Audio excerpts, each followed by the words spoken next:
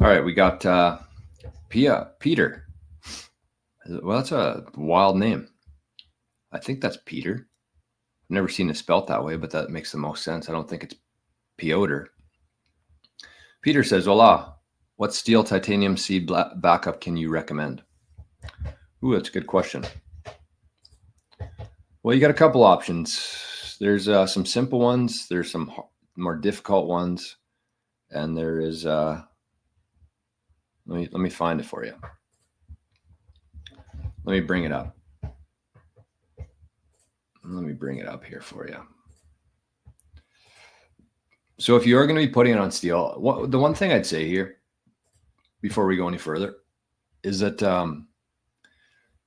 for those who are just kind of getting into Bitcoin, or just fairly new to Bitcoin, kind of the progression here that I see for people is like when you get your first wallet, you got to write down your 12 keys.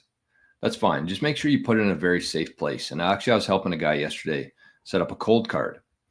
And I mean, I love the cold card. I love absolutely everything about it. I use it myself for the majority of my Bitcoin. But there are some things that I don't love about the cold card. And one of those things is the little wee piece of paper that they send with it for people to write their private key on.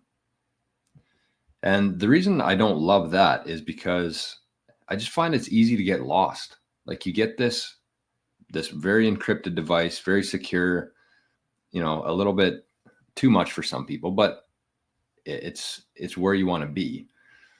And then you just write your private key on this little wee piece of paper, and then you probably just leave it around somewhere. I've seen several of these lost, and it has your PIN code and your private key on it.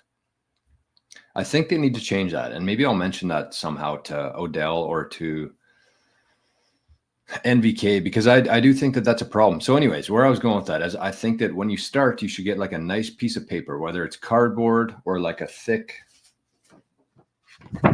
this is thicker. It's not like just a normal flimsy piece of paper that would be around your office. Put it on something that's somewhat thicker, meaningful, that you're not going to throw it in the trash or lose track of. So that's where you start. Then you go to a steel plate or titanium in this case that we're going to be talking about here.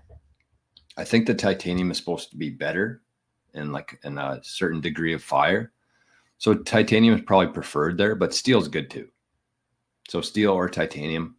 And then from there, after a while, once you get a little bit familiar with everything within Bitcoin, how to use the technology, how to use the devices, how it all works, then I think you should be looking to encrypt your backup. So that's how I'll preface this, is that you kind of go gradual. You start with something that's thicker paper, meaningful. Maybe you laminate it, maybe not, but you keep it in a very secure location. You never keep your private key anywhere near a camera, ever. You never say it out loud. You never put it on anything connected to the internet. You keep it on paper. And then you go to steel, titanium, which I think is a very good option. It's going to hold out through fire, through water, through anything like that. And then eventually, once you get to a certain point and your Bitcoin stack is high enough, then you look to, encrypt it.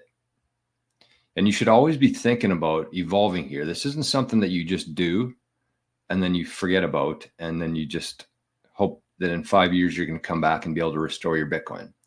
This is something you should be practicing, rehearsing, and it's always evolving. It evolves with you. It evolves with your knowledge, and it evolves with your size of your Bitcoin stack and the value of it. So again, don't think that you're just going to do this once and you're going to forget about it and then come back in 5 or 10 years and your family's going to know what to do and you're going to know what to do. That's not how it works. This is it's a lot of responsibility. It's worth it, but you got to be on top of this stuff. So that's where I'd preface this. But with in terms of steel plate, this is what I would recommend here.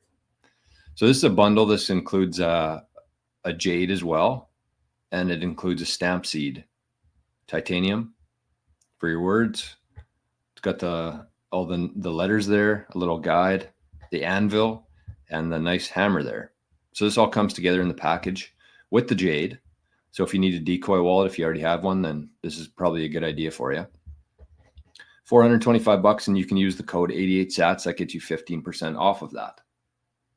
So pretty good deal, especially if you're like in the US and your dollar's a lot better than the Canadian one. This is a steal for you. So that's one option. But then, I mean, if you don't need the if you don't need the jade with there, if you already have a couple hardware wallets or you have a decoy and a regular one, then you can just buy the stamp seed itself from the website here. Oh, it's loading here. So not just the bundles here that I would promote, but everything on the QuickBits website here you can check out, including steel plates and titanium. So that one's called the stamp seed. So that's a good question. And speaking of QuickBit, Dale's in the chat this morning. Good morning. Happy Sweet 16 Bitcoin.